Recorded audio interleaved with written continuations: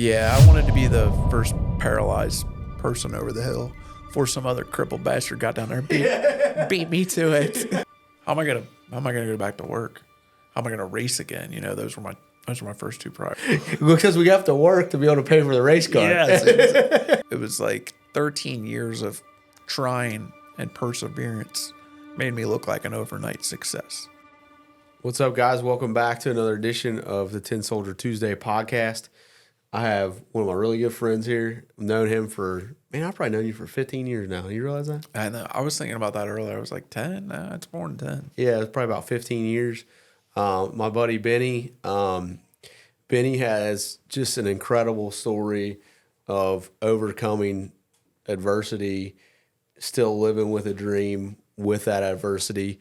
Benny is a racer, man, and he, in his opinion, he races on the better and the better surface, right? The more manly surface. Yeah, dirt's for racing. Asphalt's for getting there.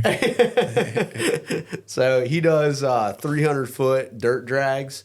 And despite what you may think by looking at him, he is a driver. And I love that about you. Kind of got to witness your journey of even that kind of coming together for you. Your guys' family is absolutely incredible. I mean, anytime I'm with you, I'm feel right at home, whatever. Yeah, for sure. So, and they've even put me in a dirt car before. I've done it. It's, you think no prep is sketchy. I drove their altered, which is 32 cubic inch, couple kits of nitrous. Yeah. 300 foot with big paddle tires with a transmission right here. You didn't go 300 foot though. Yeah, I did it. We raced 300 foot. Jason took it to the scoreboard like 500 foot pass. I just wanted more, We had to take him down and show him where the finish line was. Just not used to going that small of a distance. Yeah. So yeah, his whole family, they all do it. His brothers, I won't even call them stepbrothers because they're not.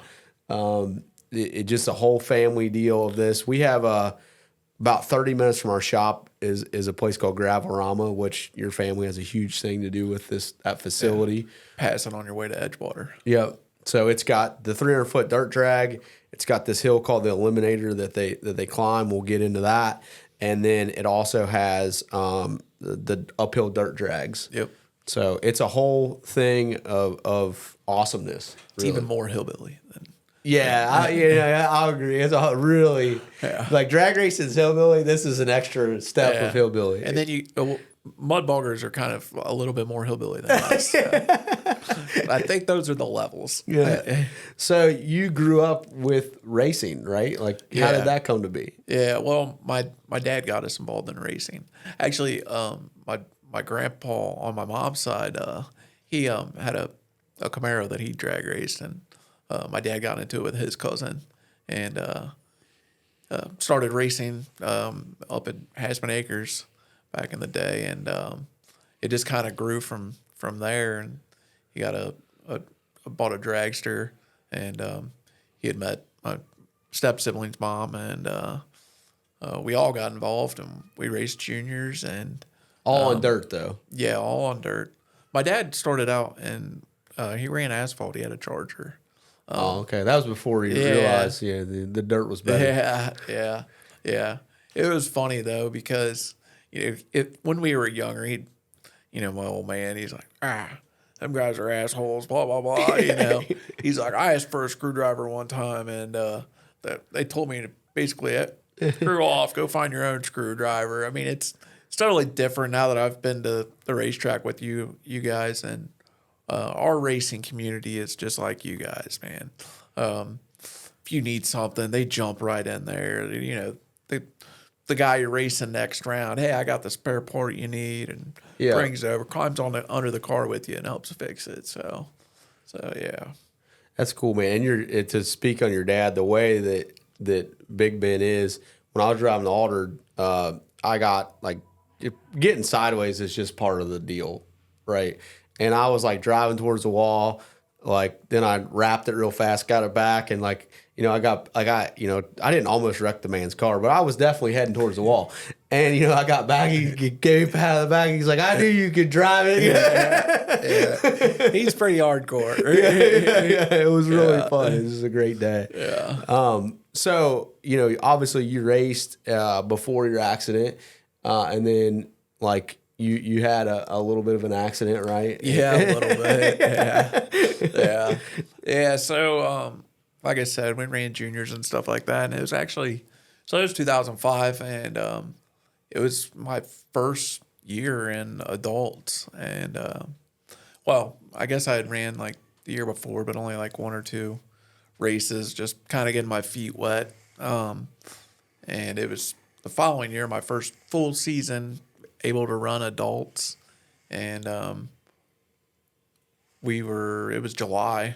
And so I only was able to run a couple like full races in the big kid class, Yeah, finally got in a big car and Yeah. And it was July. And me and Ryan were out at in Piner. We actually worked on the race cars out there, but then it was hotter than hell. And a friend of ours said, why don't we go to my house and swim in a pool, cool off, eat cheeseburgers, whatever. So we was all teenagers. There was probably, I don't know, 5, 6, 7, 8 of us. We over there, we grilled out and stuff, got in the pool, and a couple of the guys were up on the deck just being lazy. I think we were all hungover at the time. We had a field party out there. And me and Ryan actually got out, grabbed them, threw them in the water. He dove in. I went to dive back in. And I don't know. I think they were like tossing a football across. And I like changed my dive in the air, just got out of whack. And I hit my head on the bottom of the pool. And I was immediately paralyzed. I couldn't move, feel nothing. I was completely conscious. Yeah. I, at the time, could breathe and stuff. So I'm under there, and we know when you're kids, you messing around in the pool, you play dead or whatever. So they all thought I was playing dead. Like, didn't think any. I was on my last breath, and actually my brother Ryan grabbed me, and he lifted me up, and I come up from the water, and I was able to just say, I can't move. And he thought I was just messing around, let go of me again. So I go back under. I'm like, but he had felt my body and felt how limp it was. And then so he knew. Yeah. So he brought me back up, and they did the best they could. They brought me over to the side of the pool, lifted me out. Somebody supported my head, got me up on the deck, and called for paramedics. And they got there, and paramedics got there, loaded me up on the board, and you can cut this part out. It was kind of funny. I was laying there. Can't move or feel anything, right? Paralyzed from the neck down. Can't move my neck, my head, nothing at the time. And paramedics strapped me to the board, and I looked down, and I have a boner. I look at the paramedic, and I was like, well, at least that still works. Her face got blood red. So they loaded me up. I don't think we have to cut that. That's a good. Yeah. I mean, It was so positive in the moment. So they loaded me up in the ambulance, took me to a spot for where the chopper could land, and I'd never flown before, and loaded me up in that helicopter. That was a pretty painful ride. Got me to the hospital and brought me in, and at the time I'm thinking, all right, I'm gonna go in here. They'll bandage me up. I might need surgery. Out of here today. Like, actually, I even asked them, I'm like, am I staying the night? And they're like, yeah, you're staying the night. It looks like you might be here a couple days. Little did I know I was in for like a long haul and a long extent. The hospital, and my parents got there, and my stepmom. I was supposed to get senior pictures the next day. It was Sunday. I was supposed to get senior pictures the next day, and that night before we left, she was like, "Now be careful. Don't scratch up your face or anything. You got senior pictures." She got there, and I was like, I think I kind of did it. Yeah. I did a little more than scratched up my face. So yeah, we did a long haul. I was at UC. It was kind of more of a confusing time for me because I didn't know what was going on. I didn't know what my future looked like. At this time, I really just believed that I was gonna get some Band-Aids and fixed up and out of there. And I could think I had that mentality for a long time. It was a few weeks in, and the doctors, I had the first surgery on my neck, and they come in and the doctor just looked at me and doctors don't know how to present things like this, but they said you're paralyzed from the neck down and you'll never move again from the neck down. You'll never breathe again on your own. I was on a ventilator at the time. They had put me on a ventilator.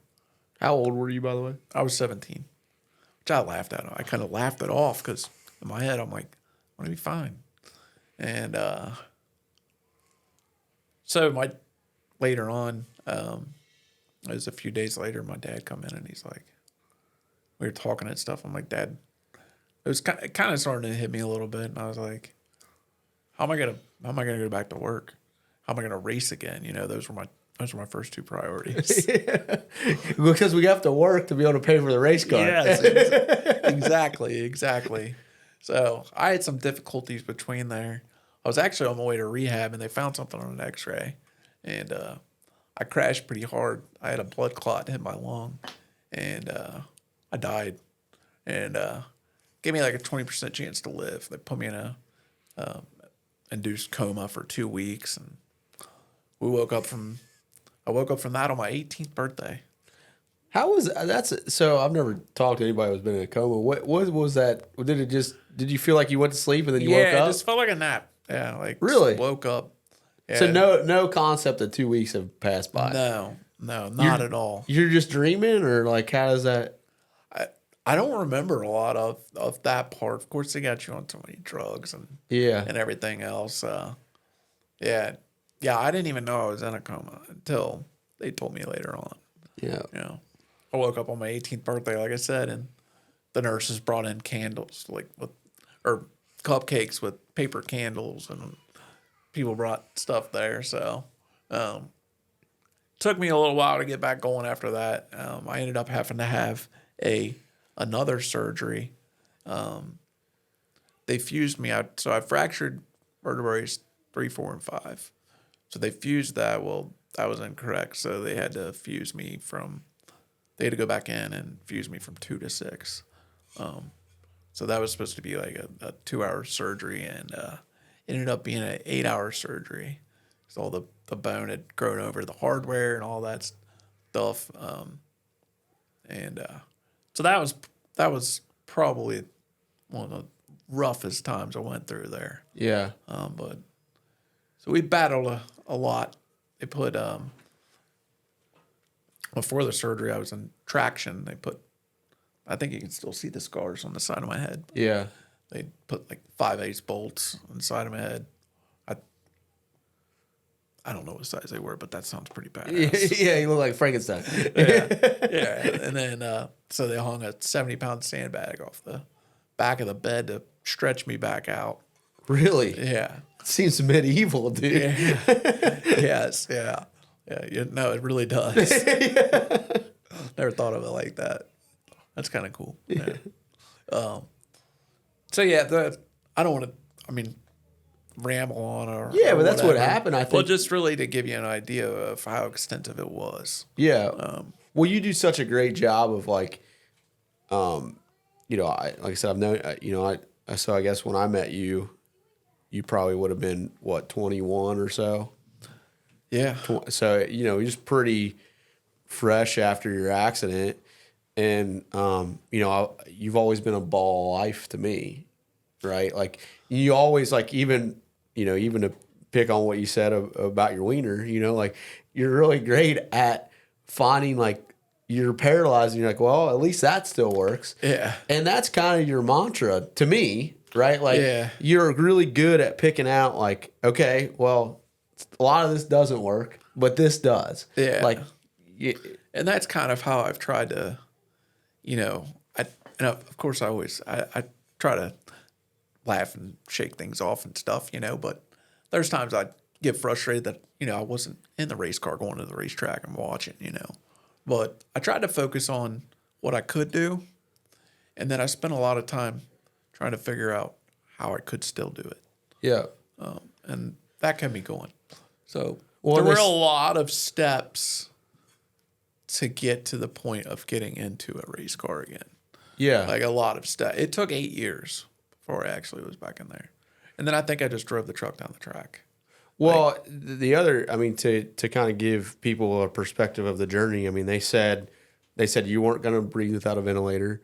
They said that you weren't going to really be able to do anything.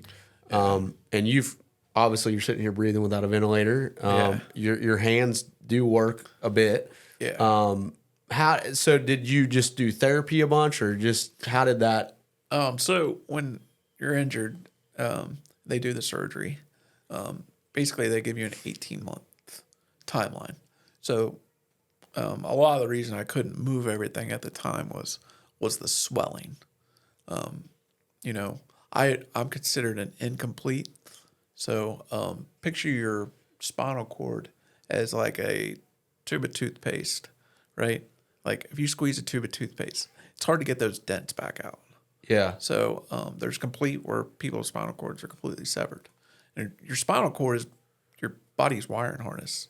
I mean, that's how it's the main harness. Yeah, it's the main wiring harness to talk in cars. And that's what transfers signals to move this, that, or the other. Fortunately, mine was incomplete. It wasn't. So I fractured the vertebrae. The vertebrae punctured or dented the spinal cord, the wiring harness. So I've got some wires that are good still, and some that are not. I can wiggle all my toes. I have all my feeling, or I have pretty good feeling. I can't feel hot and cold that well, but from my nipples down. Nipples is the level of my injury, so gotcha. At least your nipples. Context.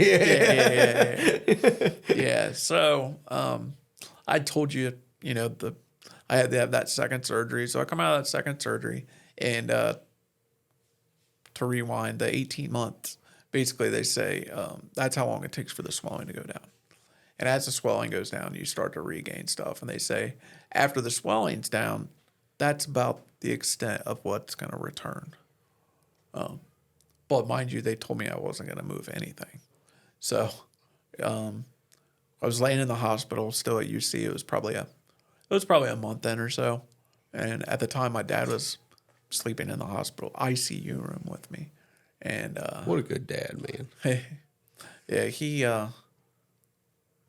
he really pushed me hard too. And man, he was a dick at times. But if he wasn't, if he wouldn't have pushed me the way that he did, I don't know. I can't say that I'd be where I am now. Yeah. But it was like 4 a.m. and I woke him up. I was like, Dad, I could move my arm. And I literally could just kind of twitch it a little bit. And when he was like he was 20, he got hit head on by a semi. And I mean, he had died and brought back to life and all that stuff. And he did a lot of rehab, and he was in a hospital bed for a year or more, 2 years or whatever. So, you know, and he actually at the time was like, I never understood why that happened to me.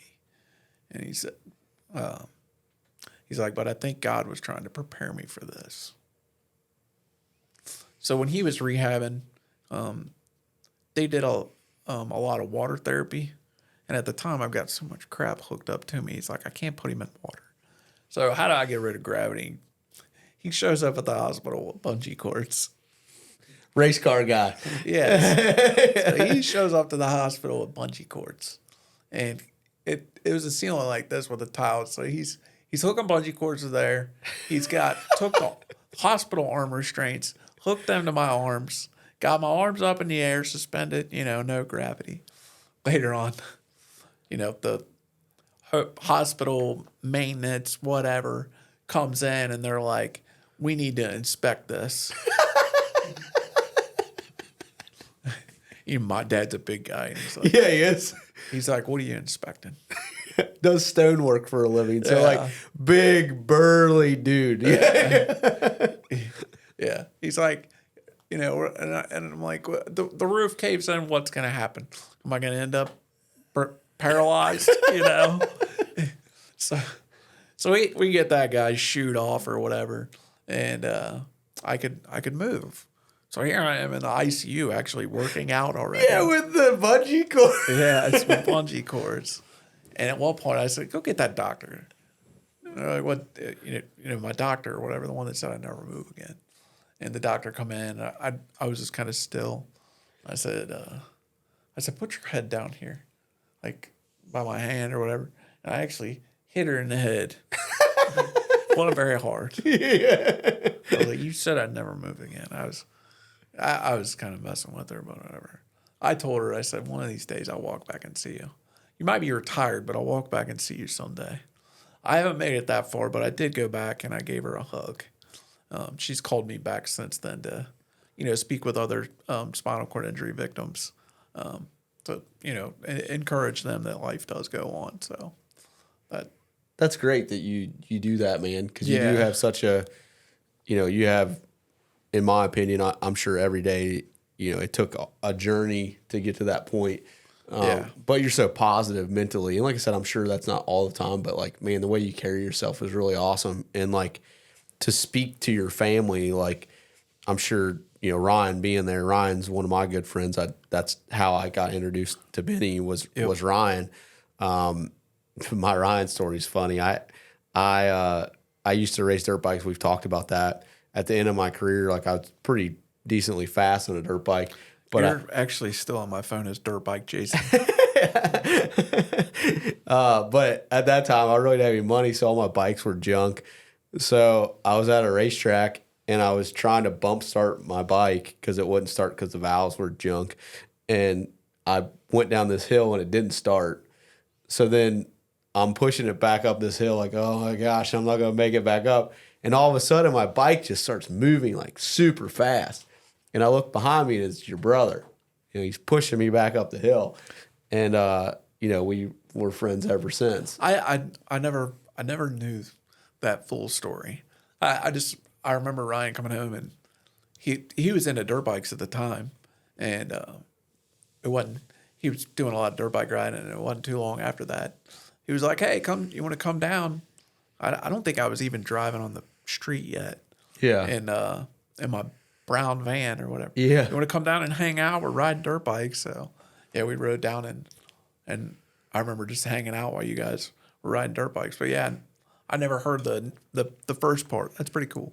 Yeah, he pushed me out of a ditch. Yeah. And then we figured out we had a bunch of stuff in common. And but that is your family. Like your dad coming in with the bungee cords and like, nah, we're gonna get started on this now. Yeah. And when you told him that you wanted to race again, I'm sure his mind was already working. I'm sure, Ryan's mind was already working. Like, we're going to figure this out. And really, I guess step one was when they outfitted your first vehicle to drive. Like, yeah. Yep. To get me back driving on the road. Yeah. So, I think that probably was, it probably took 4 years before I even got to that point. Yeah. But that was your first van, right? yeah, So, after UC, I went to Chicago for rehabilitation and lived up there for like 2 to 4 months or something like that because I still had to finish high school. And we got home from there like November or something like that, December. So I got home and finished and graduated high school, and then I got linked up with a program called vocational rehabilitation, and their goal is actually to get you back to work. So it was kind of perfect. They met me in high school, and their goals are to, what do you need to be able to do your job or whatever, adaption wise. yeah. So I was very fortunate that there was something like that out there. Yeah, that's amazing. I always try to, bring that up because it's amazing how many people don't realize that there are resources like that. And, you know, I mean, I'm back to work now and rely on my own paycheck, you know. Yeah, you're completely self-sufficient. Yeah. I guess your wife would probably argue Yeah. us with that. She would really argue that. Yeah. Yeah. So, yeah, I got hooked up with them. And after I graduated high school, you know, I actually went to college. I got an associate's degree, but they helped with the things that I needed to get through that. I graduated with a degree in applied science, and then I got a job at CDI, and they are contractors for GE Aerospace.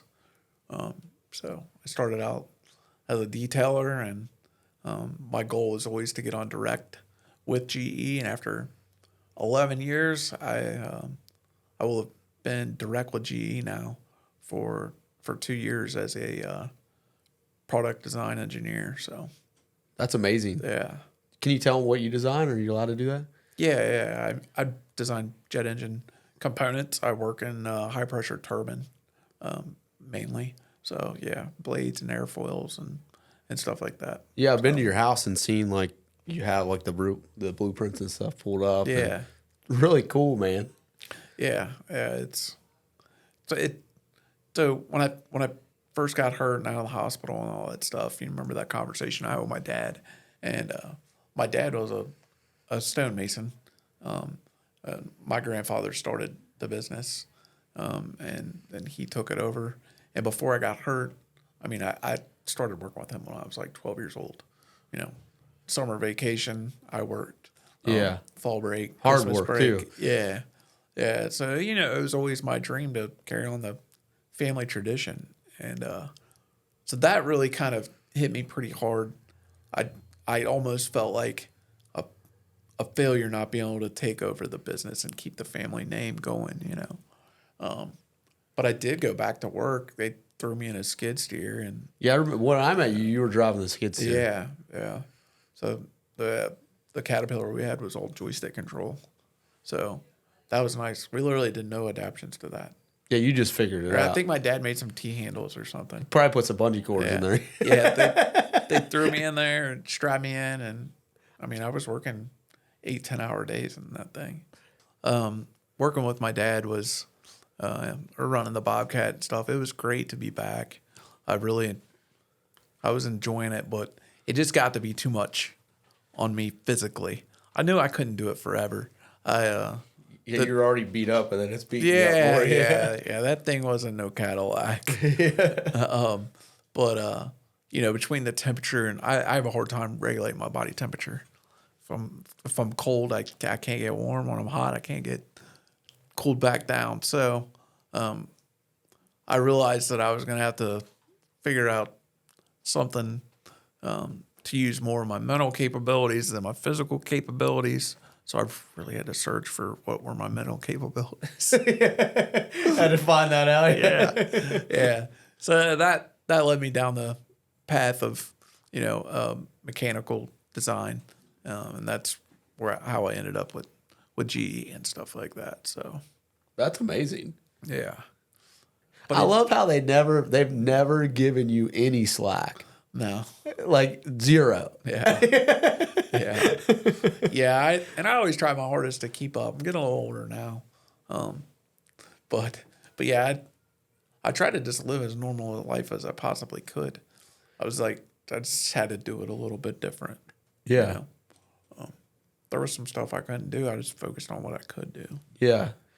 So when you got your van for the very first time and you're like, did that feel like you're like 16 again? Like, man, I got my freedom. I don't need you people. Like, I can drive myself. Yeah, it was really awesome because, you know, not only was I relying on somebody to help get me dressed and to, you know, I mean, when I first got hurt, I couldn't even feed myself.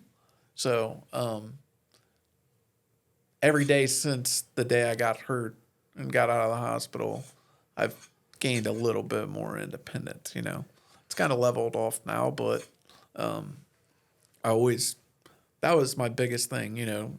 I was 17. I just started getting independence, and it was just all raced. Yeah. So it was that was one of the harder things. So I just whatever I could find, whatever I could do to get that back.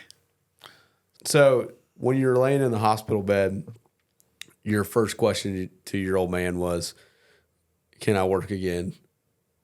Or how will I be able to work again? You've figured that out. You had some redirection, right? Like you shifted your thinking from I'm going to work with my hands to I'm going to work with my brain. So that's step one. So now we can afford a race car. Yeah. And then question 2 was, will I be able to race again?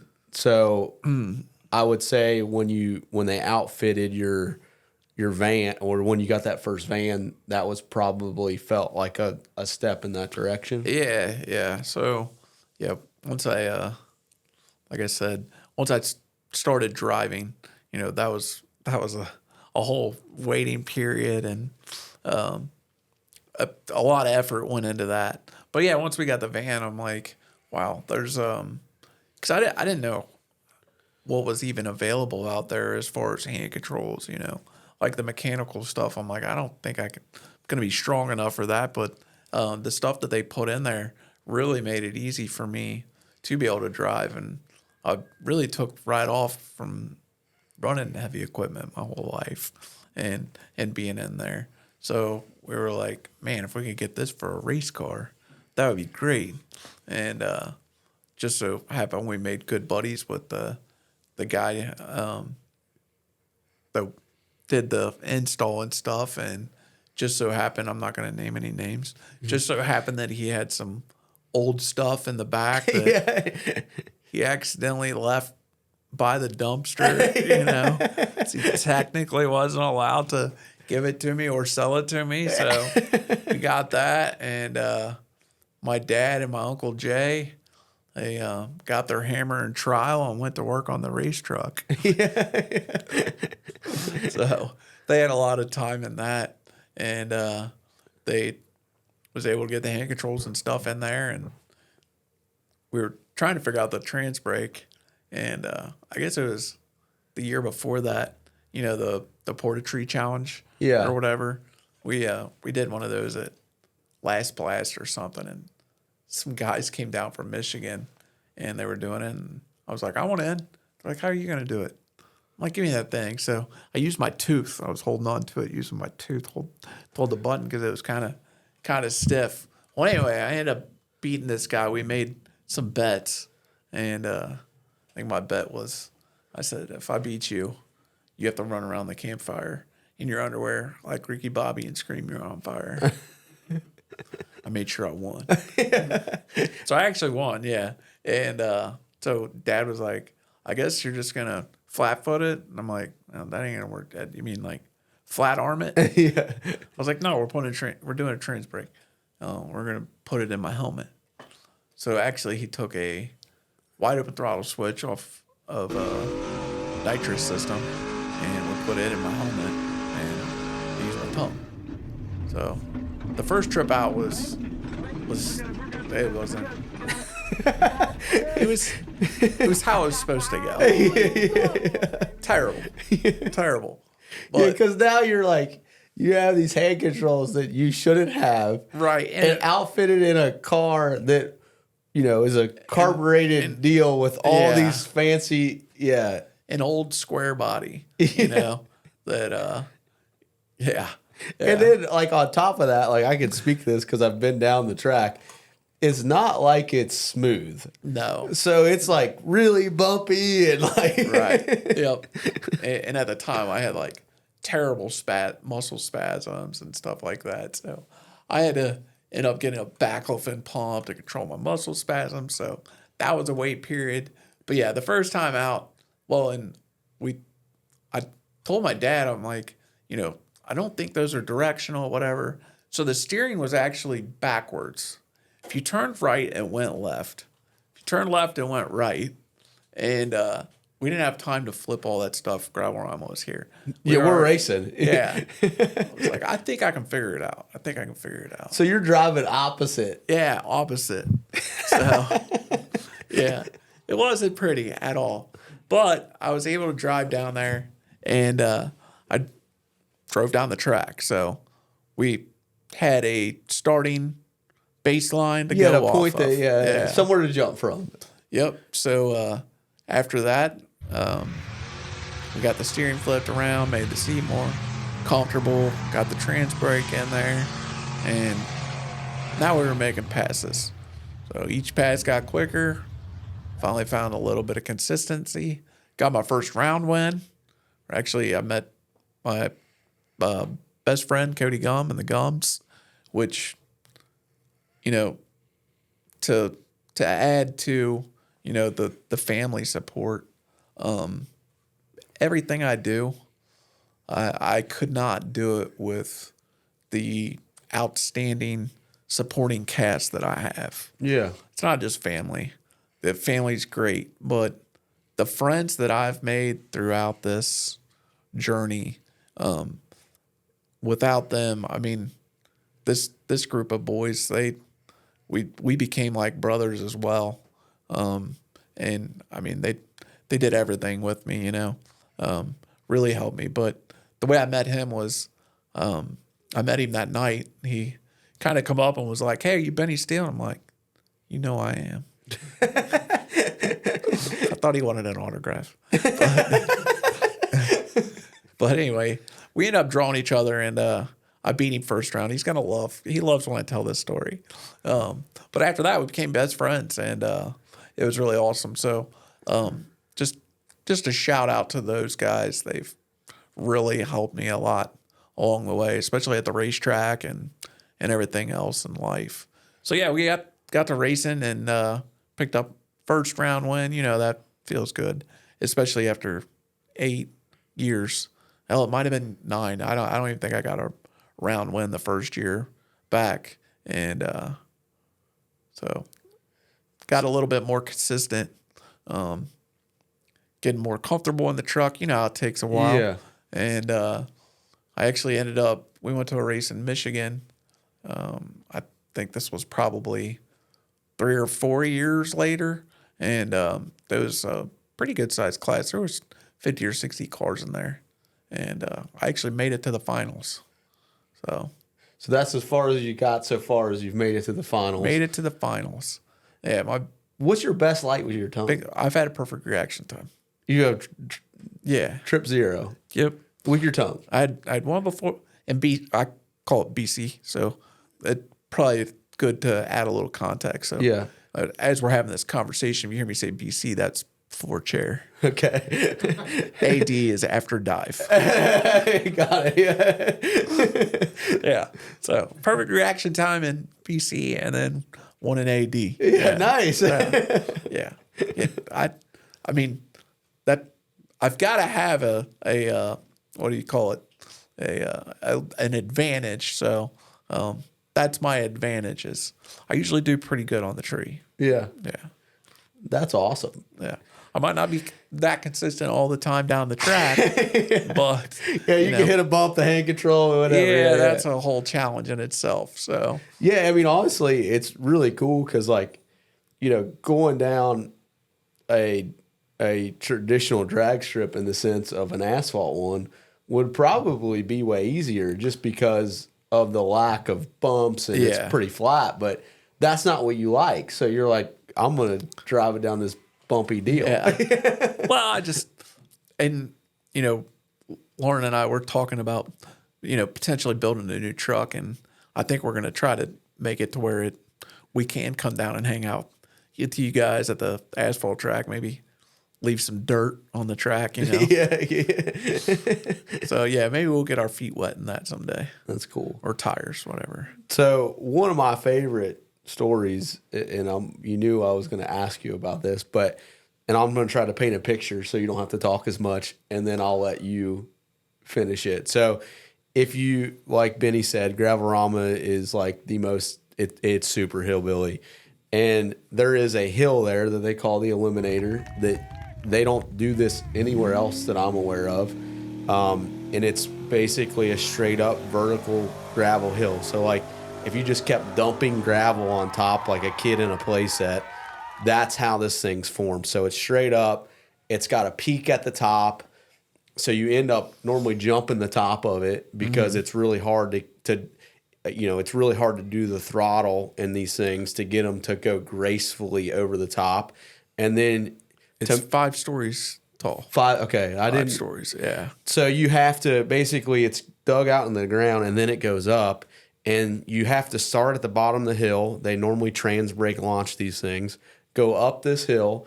You have to go up the hill, crest it, go down, and then go around to the ticket booth basically. Yeah. To get to to get your run. Yeah, you're not technically over the hill until you make it down the backside and to that person to basically put a sticker on your vehicle. So, and your whole family has one of these stickers, right? Yeah, and they give you a little bottle of pea gravel. Okay. over the hill trophy. Yeah. So you did not want to be the only one without that. I'd went over it before in BC, Okay. but it wasn't in competition. So yeah, I mean, that was a pretty big goal too. We got to get over there. And it's a challenge for anyone. It takes a lot of horsepower and some skilled driving. Yeah, I mean, I was just there a couple weeks ago. You guys were there, and I mean, just watching. Some of those guys really make it look. It either looks really easy or it looks really hard. Yeah. There's really no in between. Yeah. And a lot of them launching off the top of it, and so now you're looking at this 5-story hill that is straight up that you're gonna attempt to climb with hand controls that you and the rest of your bunch have wired into this square body pickup truck that has an LS in it. Yeah. And big paddle tires in the back. And you're gonna try to be the first quadriplegic person over this thing. Yeah, I wanted to be the first paralyzed person over the hill before some other crippled bastard got down there and beat me to it. It's like, they're not taking that away from me. So just tell us that story. Yeah. So, like I said, it took 8 years to get in the truck, and then I think it was another 5 years before I even was to the point where I thought I could do it. There was a chance, yeah. And I say it takes a lot of driving, but really, I really pointed and I prayed. We let go of the trans brake. Yeah. Yeah. But actually, I ran 2 classes. So the way it works is, each class it's a little bit harder for different classes. So I actually got the stage at the bottom, and in the one class I didn't make it, and I got to the top, and I think the crowd cheered louder on this one because when we were going back down, I've got a brake booster in there. Well, when the truck's not running, the brakes don't work very well, and it's hard to keep it running on that hill. So it had died, and I think my buddy Otis was riding in there with me, and I'm pretty sure that we came back down that hill faster than we went up it. We were cruising, and I thought we were going to shoot out of the bowl and take out the spectators. Take out the fence. Yeah. But we recovered from that. And this was probably so I have a passenger that rides with me. And what they do is, they kind of help me put in gear and shit like that. And the other thing they do, because I am a quadriplegic, the initial launch is pretty hard on my body. So my arm will kind of come off the throttle. So their job is to help me keep that throttle glued down. Gotcha. Yeah. So Otis is in there with me, and we come back around for the other class to run. And I told him, and I said, do not let off of that gas until the front tires touch the top of the hill. If we got to launch it, if we got to do whatever, we're getting over it. Yes, yeah, we're not coming back down again. Yeah, because coming back down and to try to paint a even more of a mental picture than Benny did is like these dudes get stuck on the hill and there's no other way. Like you really can't even get a piece of equipment up there. Like you have to come down backwards. Yeah, which is really sketchy. There's not a bulldozer or a bobcat that's going to make it up to you. I actually have some pictures and videos, so maybe Ricky can incorporate that in this. So yeah, we made it to the top. Well, I should have went up and looked at the backside before we did this because I didn't know there was a left turn up there. There wasn't no sign, nothing. Yeah, they didn't let you know. So there's a straight drop off on the other side. Yeah. And So you kind of got to jump it and then immediately turn and left. Yeah, it just kind of goes at it. It's a gradual angle, but I went straight. Yeah. So we went off the drop off and. Well, hang on. So you make it to the top. Yeah, we made it. All right. Yeah. We make it to the top. We make it over. And the backside is usually more sketchy than the front. Like you see a lot of crashes, but I get to the top and I'm like, oh, we're already past that turn, and it's a straight drop off. So I managed to get like one turn on the steering wheel before the engine died. Actually, I think I hit the kill switch, and you watch the video, and I know everybody's gonna say, why doesn't he have a 5-point harness on? Well, if you look, all my movement's in my shoulders. So if you put a 5-point harness on me, I have no movement at all. And the setup we have now is a lot better, but it was very hillbilly back then. The truck has came a long way now. It's a lot nicer, a lot more professional, but I literally just had on my lap belt, but then I wore a chest belt so that I had movement. It was probably on my one shoulders. of your dad's famous bungee cords. Yeah. Yeah. Just a little bit more advanced than the bungee cord. But yeah, so I actually end up like kind of falling over in the truck. Thank God I hit the kill switch because next my arm went forward and hit the gas, but it was shut off. So yeah, we're laying on the side of this hill. So you're kind of like we actually, if you watch the video, we roll over, but it settles in the sand and it rolls back and stops. And Otis he's a big dude, big dude, and he was on the bottom side, and I really thought we were going over, but we ended up settling down. But good God, if it wasn't for him, thank God he has like the same mentality of he doesn't give up. He doesn't give up. So we're laying on our side. My dad pulls around. He's up top trying to, we're on two wheels. The two wheels are off, other two are off the ground. And my dad's wanting to hook a strap so we don't flip over. Well, nobody can touch the vehicle because I haven't made it to the sticker guy. Yeah, so if they touch it, you went up for nothing. Right, for nothing. Yeah. And, could say I made it over, but whatever. So we're down. You wanted your sticker. Yeah. Yeah, so we're bound. You get disqualified if you don't make it to the guy. So we're bound to determine to get off of this. So I'm leaned all the way over, hanging in there, like literally just hanging in there by the seat of my pants. Otis is trying to shove my head over, start the truck. Well, it keeps dying, and then we can't start it because of the neutral safety switch. So I'm like, Otis, rip the neutral safety switch out of this thing. So he's literally chewing the wires, putting it together, holding my head, starting the truck, running the shifter. So we end up getting up out of there finally and making it down the hill. So you started in gear. So he chewed through the wires of the neutral safety switch like a rabbit. Yes. And then you started it in gear so that you didn't have to go from like... Well, that's what our goal was. Okay. But we couldn't get it started, and we couldn't hesitate because it was going to flip over. So we ended up going back to neutral, basically doing everything. We neutral dropped it. Yeah. We did. So you rather up, slammed it into gear, and luckily we were able to come out of there without flipping over, shoving my head over, flopping around in there like a limp wiener. So, but yeah, we got it done. You got your sticker and you got your pea gravel. Sticker, got our pea gravel, yep, and our trophy. Yeah. But yeah, it's a great community. I think that's why we stay dirt racing, But definitely love to come down to the asphalt and race. We do come down and watch with you. Yeah, you guys hang out. Yeah, you're more acceptant of us now that we have a nitrous car. Yeah. Didn't like us as much when we had a turbo. Well, it's not that I didn't like you, just weren't that cool. Now you got a nitrous car, you're cool again. Yeah, cool. Was that moment of like getting over there and getting that sticker, was that just a reminder of like, man, I can do really anything if I set my mind to it? Yeah, it kind of went with that climbing mountains. You know, one of my favorite sayings is whatever it takes. You know, and that's what we've done, whatever it takes, and we'll continue to do that, whatever it takes. So that was a big feeling. You know, just sitting here talking about it.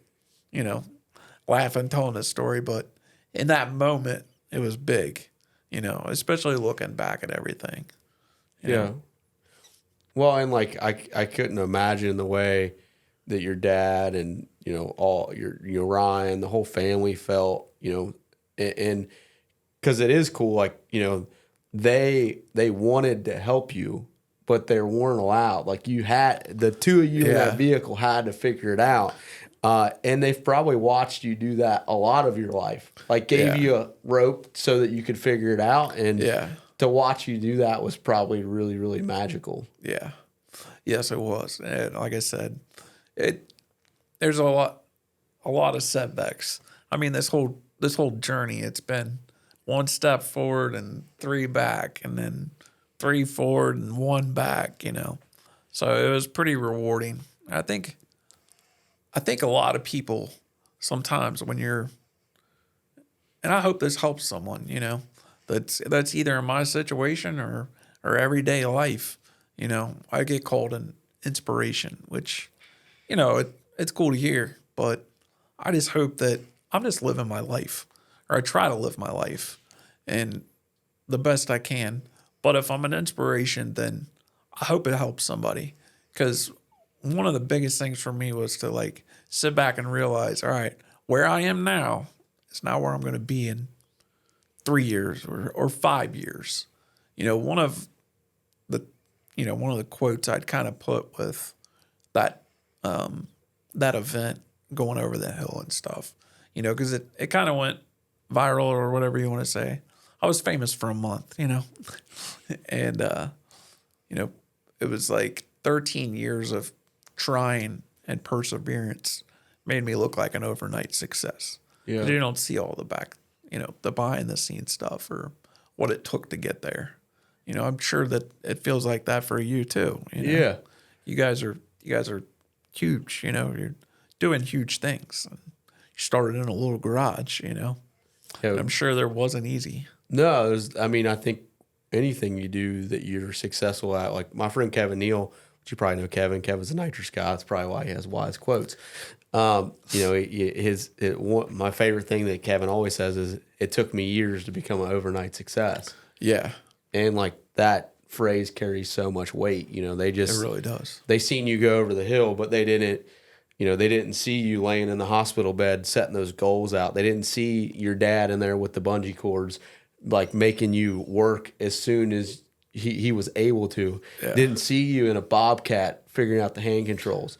Right. Didn't see you get the van for the first time. And actually, one thing we missed is you bracket raced your van in the sand a bunch. Yeah, I didn't have a race car yet. Yeah, so he was racing his van. Yeah. They didn't see that. They didn't see you, basically stealing this box of hand controls and giving it to unqualified people, basically to wire it into a race car. Like I said, hammer and trial.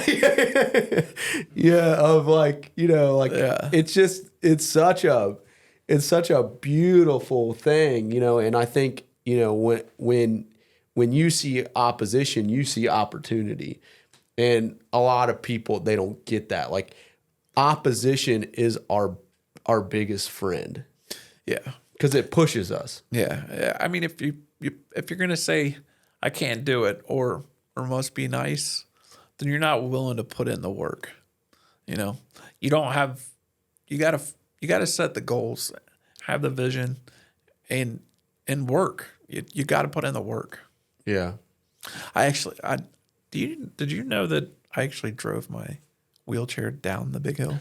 I did know that, and I think that's a great story to kind of end on. So we gotta post the hill just for context for people. Ricky can do that. That haven't seen this. This is actually another one of my favorite Benny stories. We'll have to have you come back. Yeah. This was this was early. I was freshly paralyzed. That's how I like to put it. And but you've been down there, and so I think someone bet me, which was wrong. Like they were like, "Bet you won't drive your chair down there." So I go out there and they push me up the backside. And you're sitting up there, and I guess word got to security. Word got around the campground. Word got around the campground. I looked down. There's a solid like 50 people down there, like waiting on me to do this. I'm like, I can't back out now. Yes. I like even the pictures of this deal is not going to give them the context of like. Yeah. It doesn't really give it justice, but dude, I can't imagine riding a wheelchair down this deal. I mean, 2 guys did tie off to me. So I didn't just take off. At least we thought about some safety. Yeah. But it was actually kind of funny. They're like, I mean, they wouldn't let me, like, even the guys wouldn't let me go down. We're not letting you go down unless your dad comes up here. So they literally go and get my dad, bring him up there. And he's like, well, what the hell are you waiting for? Well, security's up there at this point. They're griping, blah, blah, blah. So he parks his Jeep down at the bottom at the backside. And I was like, all right, I'll come back down. I was like, you got to move your Jeep first. So he starts walking down the hill to move his Jeep, and I went over the front down the hill. Oh, they were mad. But yeah, I actually got a bottle of pea gravel for that too. This was way before the other one. Yeah. So yeah, I'm the first idiot to drive a wheelchair down it too. What an awesome thing. Yeah. Do you got any, well, this is probably a better question. What's your future goals of race? I mean, obviously you're not done. It could be racing, it could be life, whatever. Like you're not done. What do you want to do now? Well, I want to win a race. I mean, I've gotten so close several times. I mean, there's races where I've went several rounds, made it to the final 8, final 4, the finals, gotten second place at quite a few handful of times, but I ain't quit until I win a race. So Yeah. they're going to fall apart or it may take a while. I've had kind of a rough stretch these last few years, so I haven't got the seat time that I would like, but I've actually, my wife's been driving the truck. Yeah, I was going to ask. So, yeah. You kind of got kicked out. Your beautiful wife has stepped in. I've been all right with it because she's really enjoyed it. She's done well. I mean, she made it to the finals. You can't let her win a race though before you do. If she does, I'll be happy. Because she really knew nothing about driving the truck. No, she did it. Yeah. So I mean, I consider that I've coached her there. So I've enjoyed watching the truck, tuning on the truck, helping her. And she's doing really good and having fun. And it really goes a long way, especially when you want to order race car parts. And I'm like, it'll make the truck go faster. Yeah. All right, I guess, But you really hook, line, and sinkered her into the racing deal. Yeah, I did. Yeah, but it's been good, And sometimes I've got to actually like stop and realize how we all want we want this part or this vehicle or whatever, but I've really recently caught myself just stopping and looking back. I've got a beautiful wife, I've got a race car, a truck, I've got a great job, a beautiful home, I've got 2 cool dogs, so I'm where I dreamed about 18 years ago, but winning a race is number 1 on the list right now. That's cool, man. I got to get back to 100%. Yeah. Well, I don't think I would be there, but we'll go with 79%. That's where I can get back in the truck and get some more seat time. Yeah, that's awesome, man. Yeah.